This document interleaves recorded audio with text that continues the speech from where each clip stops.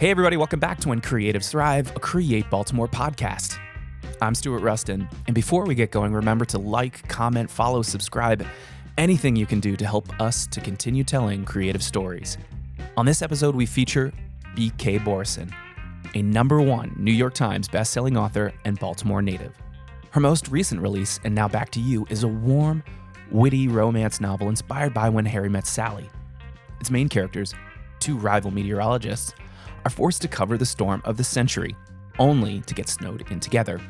Set in her beloved home city, the novel is part of Borison's Heartstrings series, which reclaims Baltimore as a place of romance, charm, and possibility. With an opening line of "Do you believe in fate?" And Now Back to You portrays Baltimore with intention and softness, presenting it not as a backdrop, but as a living, breathing character worthy of a rom-com love story. When Bex stopped by, I was a little under the weather, so please bear with me. I wanted to make sure I could catch her before she took off for her book tour. Bex, welcome to When Creatives Thrive. Thank you so much for being here. Thank you for having me. Okay, so let's start with a question that I think it's only fair to ask the author, having just read the first few chapters of your most recent release, And Now Back to You. Bex, do you believe in fate? Yes. But I very much so, but I think I'm a romantic at heart. Obviously. Are you? I am. Well, I write romance novels. It makes sense. It tracks. But the way I met my husband, it's funny. We like circled each other for a long time. It's like all these coincidences before we actually did meet. And then when we did meet each other, we were next door neighbors in Italy. No way. So he went to University of Maryland. Okay. I went to American University in Washington, D.C. So we were pretty close, but not that close. And then we did study abroad in Italy, and he was my next door neighbor, and that's how we met each other. But all these weird coincidences that once we started dating, we figured out like his dorm room at Maryland was the same. My cousin was in that same room 2 years later. No way. And they figured it out at Thanksgiving. And my cousin Tyler was like, "Ian, where did you live on Maryland?" He said, "I lived in this building." Tyler was like, "Me too." And he was like, "I was on the 3rd floor." And Tyler was like, "Me too." And he was like, "I was in this room." And Tyler was like, "Me too." So it's just like, and we had been at some of the same festivals and venues and stuff. And yeah, so yes, I am a hopeless romantic in that way. I do believe in fate. Well, that makes sense to me. Now, you're often described as writing cozy love stories. What exactly does that mean? And it sounds like you're a hopeless romantic, but were you always drawn to the romance genre? As a reader, yes, very much so. Okay. I'm very comforted by knowing that there'll be a happily ever after. I'm a big weenie, so I can't handle thrillers. Like I like the idea of a thriller, but I need to know what happens. So when you pick up a romance, you know at the end of the book you'll be taken care of. You know there's a happily ever after for the character. So that's very comforting for me as a reader. And so when I started the journey of writing, it was always going to be romance. I just love it as a genre. It's a good challenge as a writer, right? Because everybody, when they pick up a romance novel, knows that they're going to get a love story. So still managing to surprise people, even though they know what's coming, is a treat as a writer. And what makes it cozy, though? Oh, yeah. What makes it cozy? I don't know how that happened, to be quite honest with you. Everyone's like, "You write cozy romance." I was like, I don't know. Sure. I mean, I'm happy with it. Yeah. I think probably I'm really drawn to sensory descriptions. I want it to feel atmospheric when you read the book. So the book relies a lot on scenery as a character, like place as character. So the world that surrounds them. I remember I read a review once of someone who did not like my book, and it said something like, "B.K. Borison can't not write about a sunset." And it's true. I don't think that's a bad thing. No, I don't think it's a bad thing. I don't think that's a bad thing. But yeah, I love immersive writing. Do you go on Goodreads? Are you looking down in the chat? Like, how deep down the rabbit hole does it go? Pretty deep, man. Really?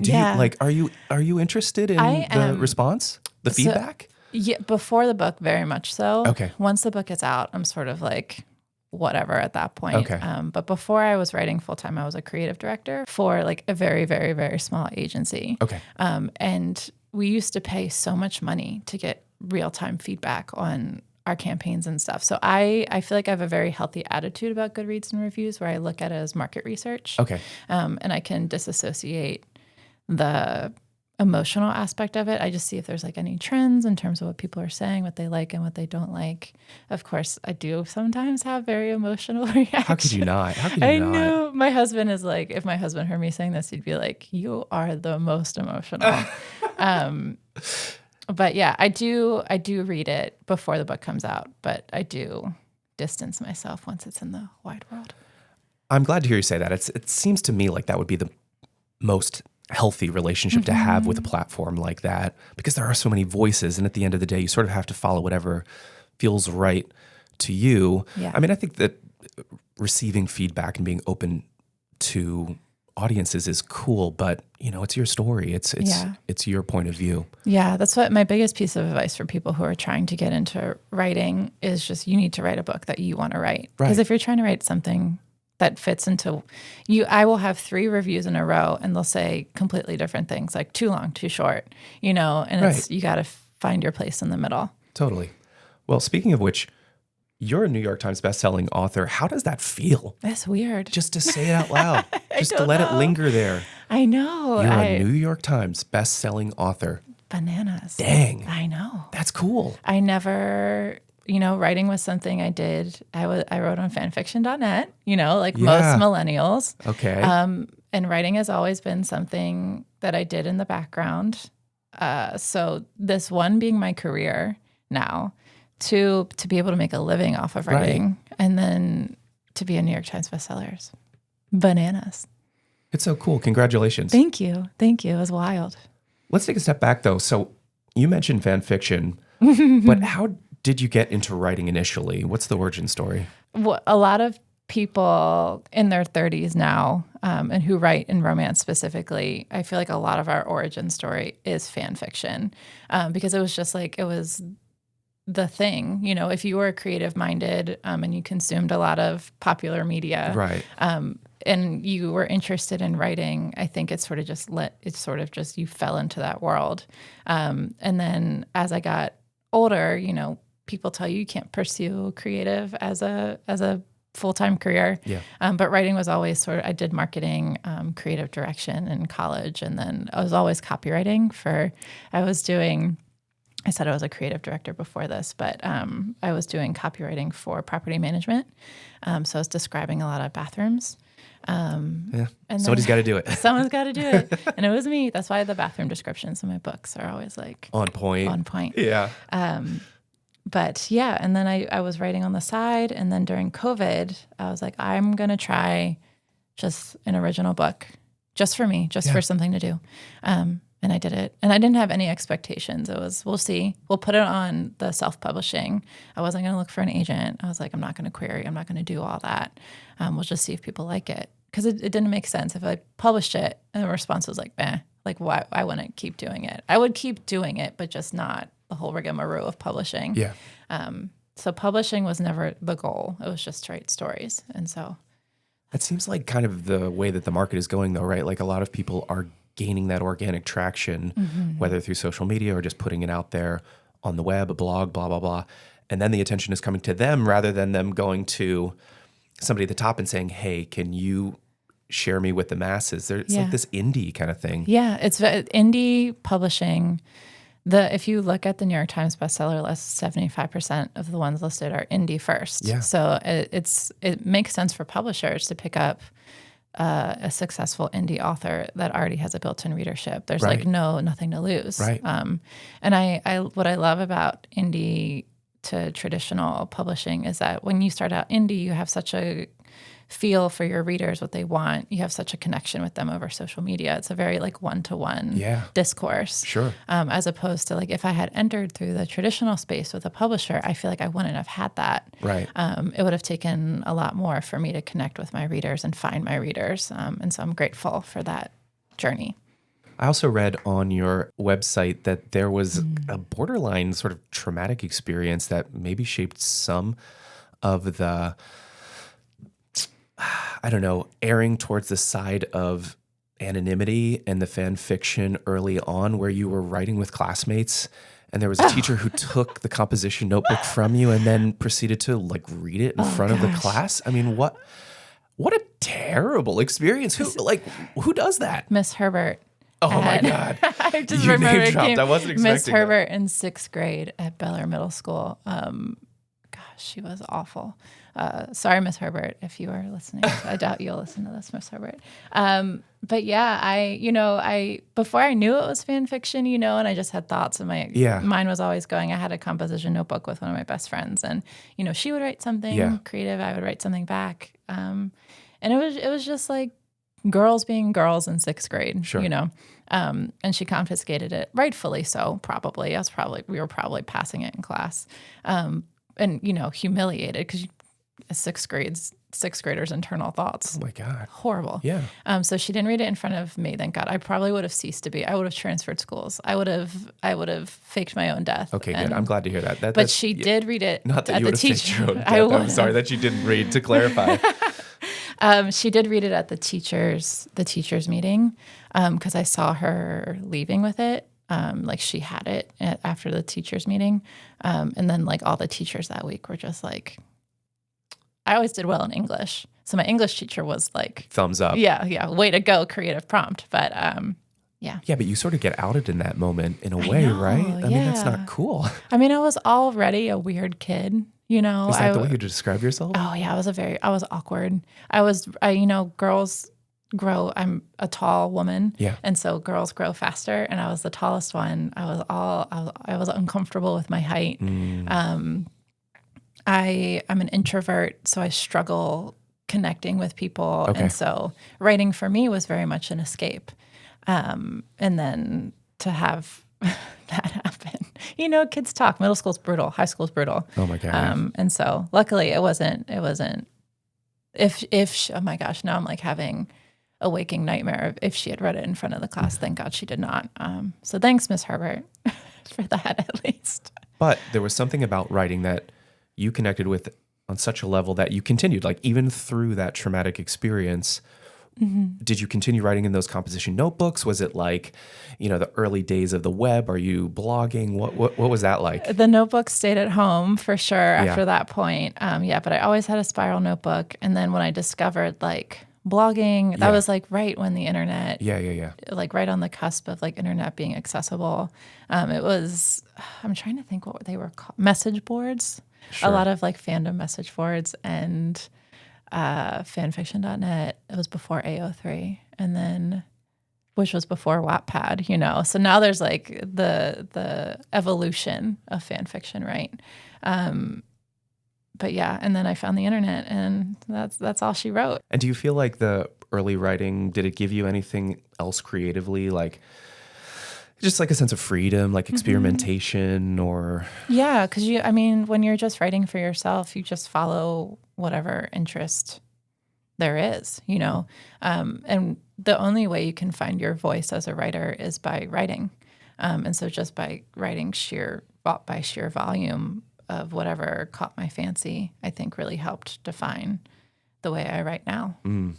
Okay, so flash forward, you found these blogs, you've continued writing. It sounds like you had a career along with probably writing for pleasure on the side, but COVID happens, you connect with fans online, you publish Love Light Farms in 2021. What was that feeling like when it just starts going kind of viral, where people are like, oh wow, I want this? That feels like a point where life is sort of shifting. Yeah, it was strange because I remember when I published Love Light, I didn't have a social media presence.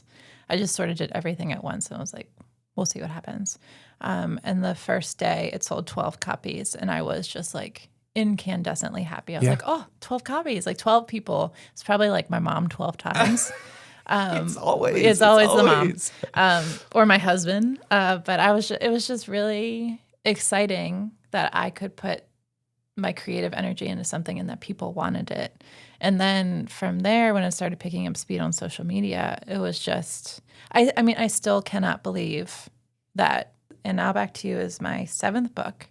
And since 2021. I know, it's bananas. And I have one in the hopper, and I'm working on another one now. And it's weird that people are excited about these books. Like I go to book signings now that people attend and are excited and wait for me to see me. And it's just, I'm still, and I hope I never get to the point where I expect it. I'm just still so like surprised. Every time I go to an event, I'm like, oh, there's people here. This is exciting. Like, It I sounds hope, like maybe grateful as well. yeah, very grateful, very grateful. Like this, I have the best job in the world. Yeah. Like I make people fall in love for a living, and and I get to talk to readers about books and visit bookstores all over the country. And it just feels like, I didn't find my place in middle school or high school or a young adult. And now it feels like I have found a community that I can truly be like authentically myself, like be a little bit of a nerd and like just love what I love, and people respond to it. And so it's been really great.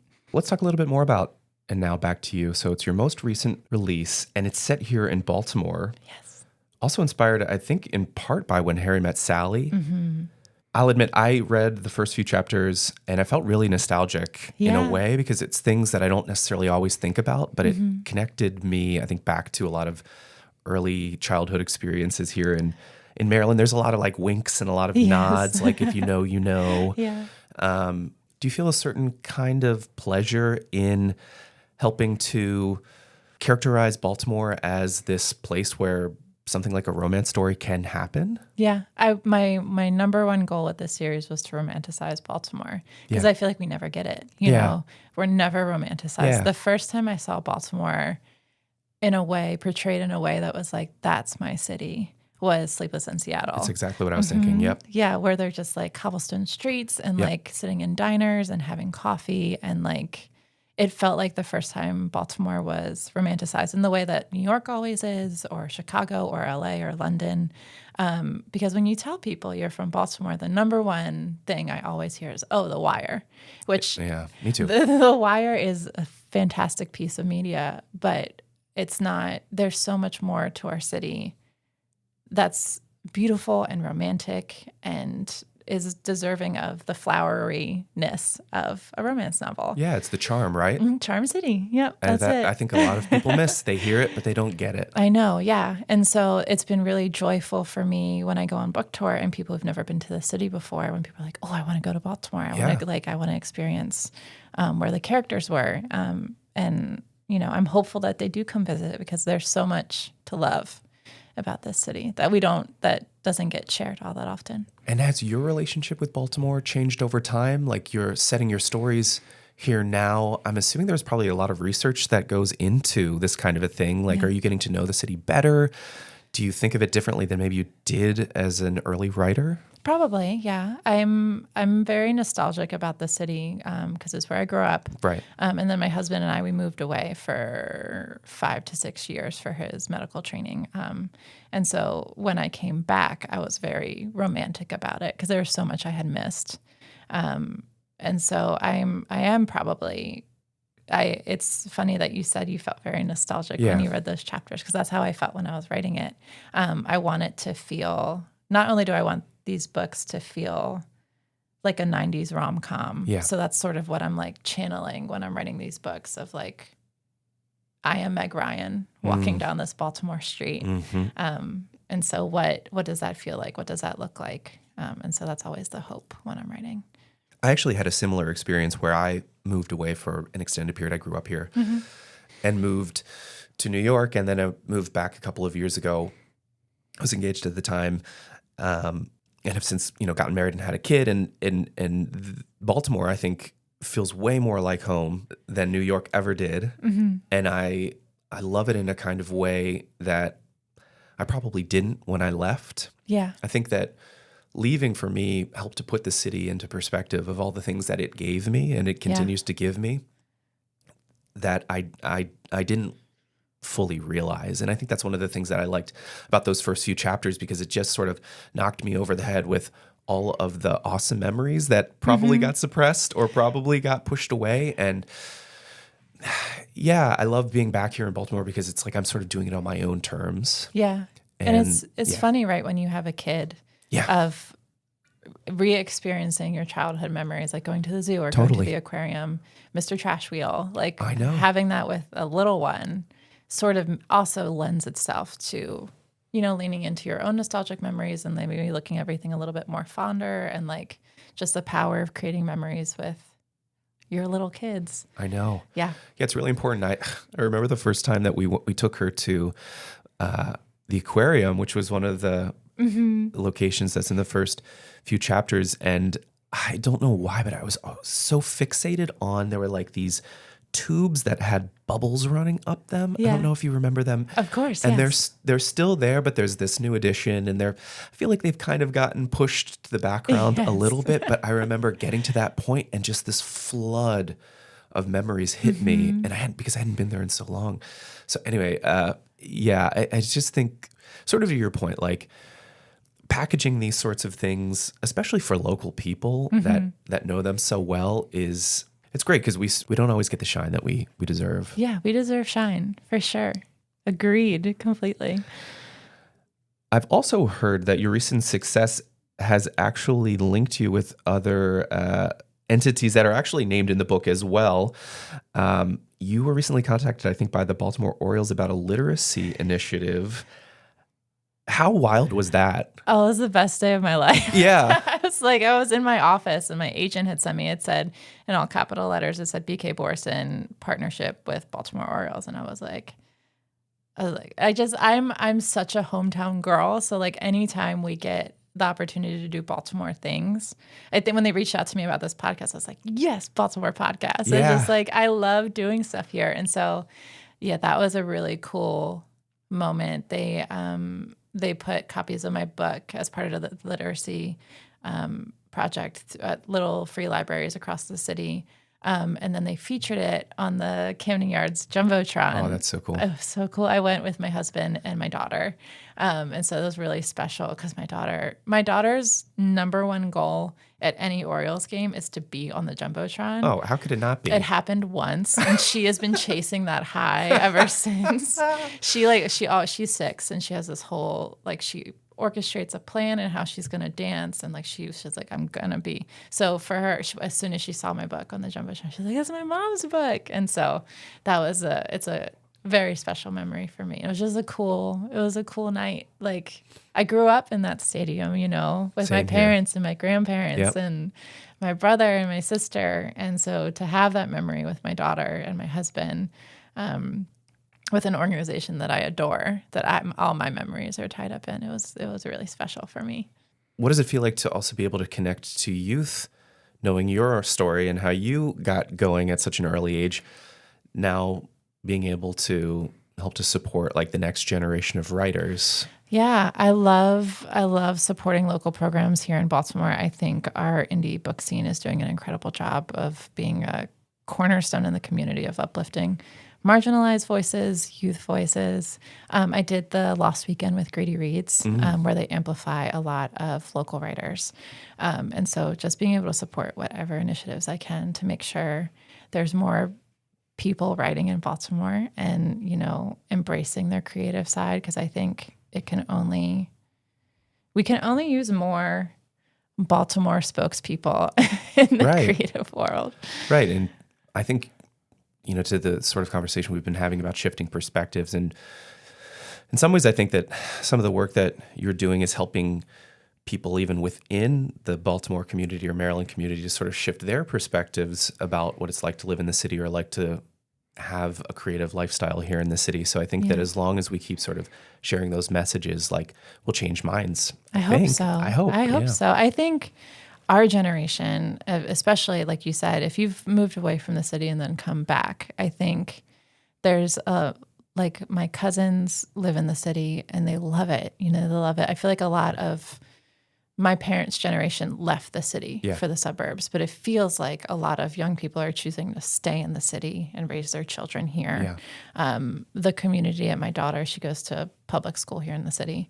And the community at the school is just so engaged and passionate about, education, the youth, building the community, getting involved with programming. So it feels like a really excited community to be a part of right now.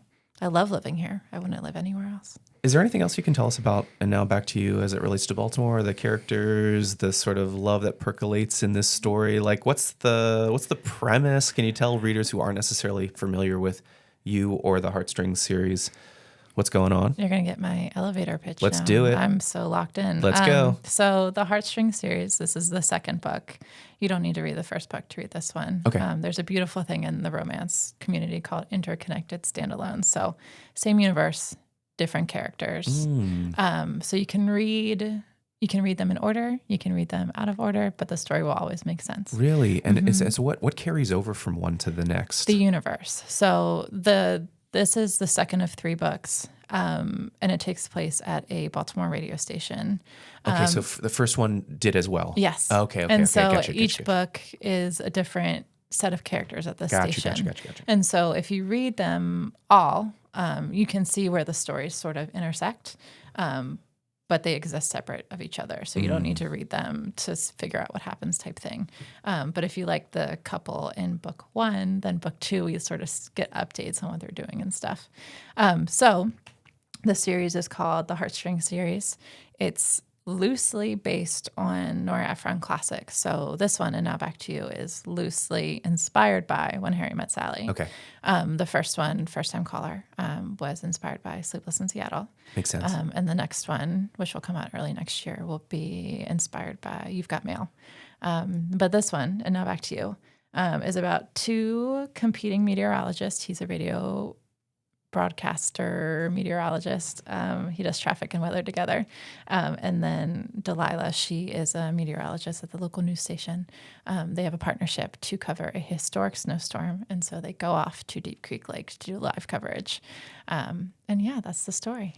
That's it. That's all they do. Did you know anything about meteorology going into this? Gosh. Did you have to go like deep dive on the Weather Channel or what? How does that work? I hated myself for setting it up as 2 meteorologists. So you so this thing pops into your brain and then you have to go off and do the research, or it was like you knew nothing about meteorology and still decided this is the character that I want to write? Like how does that work? Yes, because usually when I'm writing a book, I don't always plan it as a series, but when I was writing First Time Caller, Jackson, this character, was very loud in my head. And really? I was like, is that the way it works? It's Can weird. you hear them? Yes, it's really? weird. It's weird to say that because then like you tell people I just talk to the voices in my head all day. And they're like, they're cool. Okay. Yeah, that's wild. Yeah, so he was just like, he was a fully formed character. Really? And then it just, the way it happened, as I was writing the first book, I started dropping seeds for his book, and he just happened to be a meteorologist. And I was like, well, okay, guess we're going to have to do some learning. Yeah. Thankfully, so First Time Caller exploded in a way that none of my books have ever, it just completely, I think, my expectations, my publisher's expectations. But the wonderful thing about it is I reached so many new readers. And one of them, by the design of fate, works for the National Weather Service. No way. Her name is Meg. We love Meg.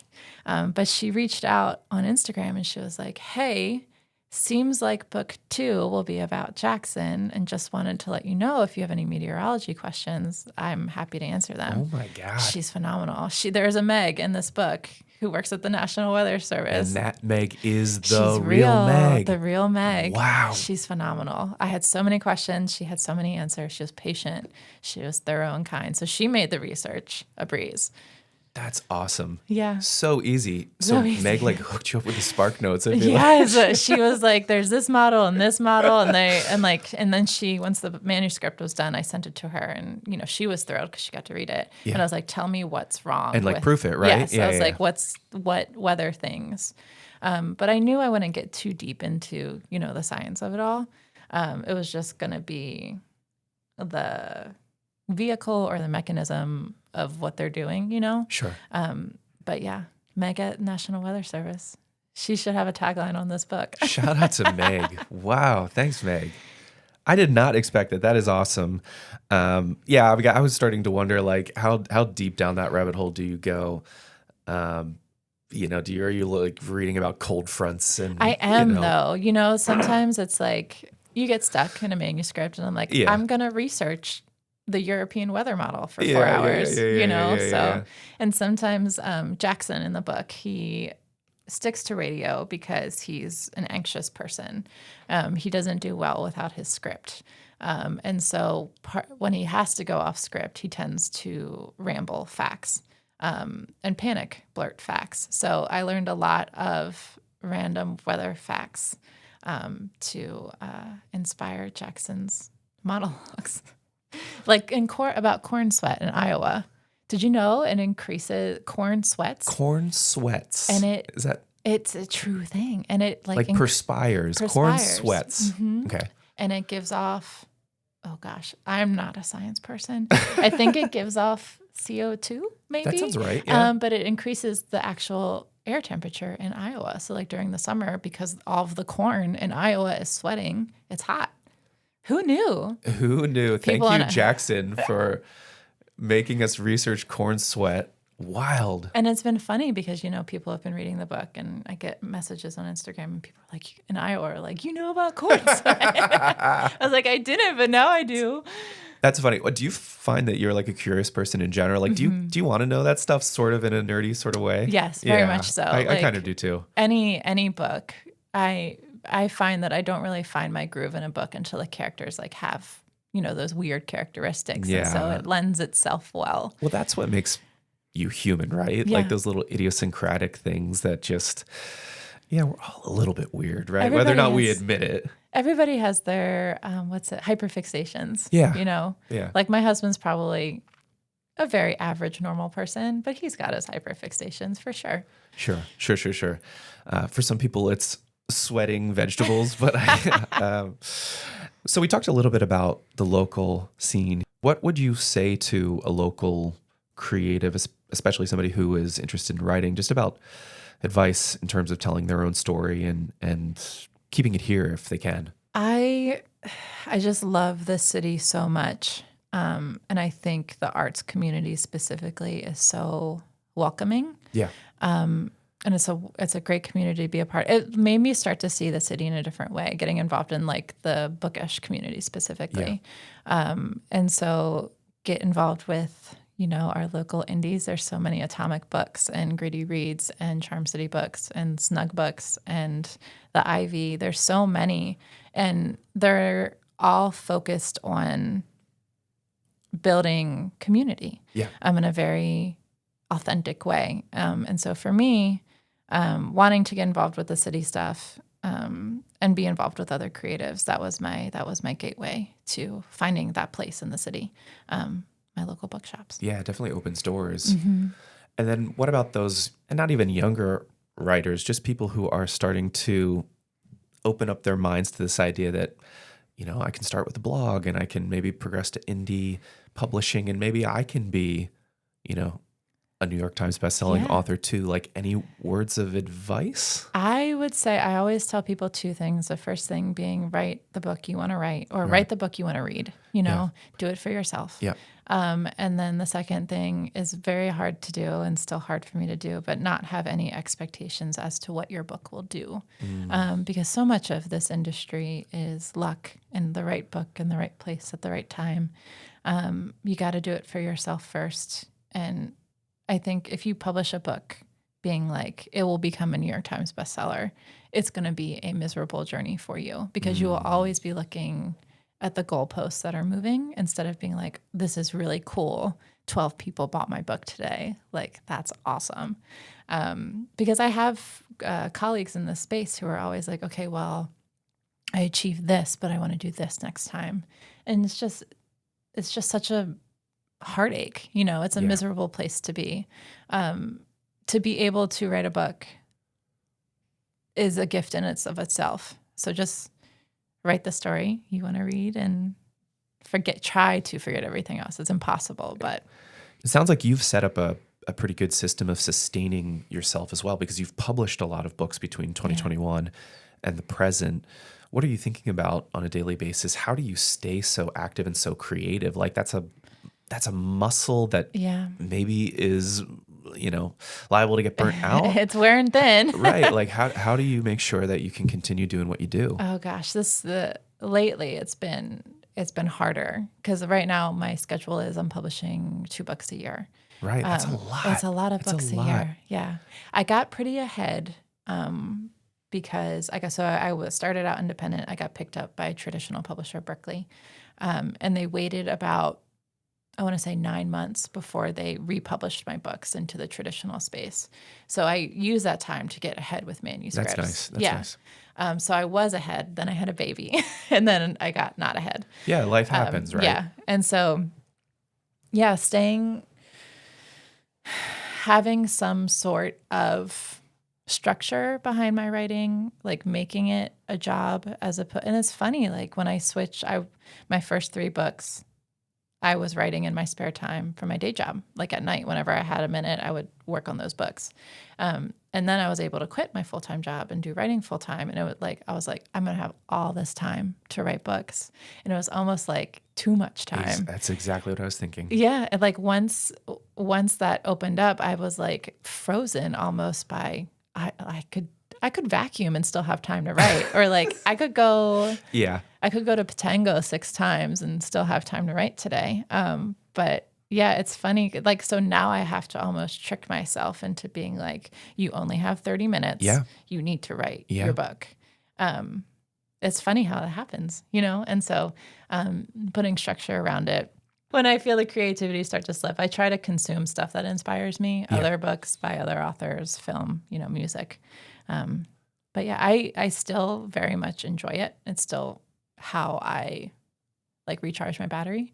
Well, luckily, I guess with these books, you can just walk out the door and I know, wander a little bit, right? Mm-hmm. Like that can Very much potentially so. be a way to recharge as well. Just being present, I guess. Yeah. We lived downtown for a while. We recently moved out to Roland Park, so that's where we live now. But when we were living down here, I used to stop in the middle of the day and take my dog for a walk down in Fells, and we would just wander. Yeah. And then I would get back and be like, oh, I have so much to talk about now. But yeah, long walks help for sure. Well, Bex, it's been awesome having you on the podcast. When you think about what's next, though, what excites you most about where your readers, along with you, are headed? Well, I think I love all of my books take place in Maryland, whether it's a fictional town, whether it's Baltimore, or whether it's Annapolis. I have another series set in Annapolis with ghosts, which it felt appropriate to have a ghost series. Yeah. I can totally see that. But yeah, I'm excited to just keep exploring different hidden corners of this state, of this city, and showing people a different side to love, and hopefully encouraging people to come visit if they've never been here before. Well, Bex, I think it's fair to say it was fate that you were here today on When Creatives Thrive. Thank you so much for being with us, and best of luck with your new release. Thank you. Thank you for having me today. Thanks so much to Bex for joining the podcast, and thanks to you for listening. Remember, if you're a creative person with a story to share, please reach out to me at srustin@promotioninarts.org to be featured on the pod. And as always, when creatives thrive, we all rise.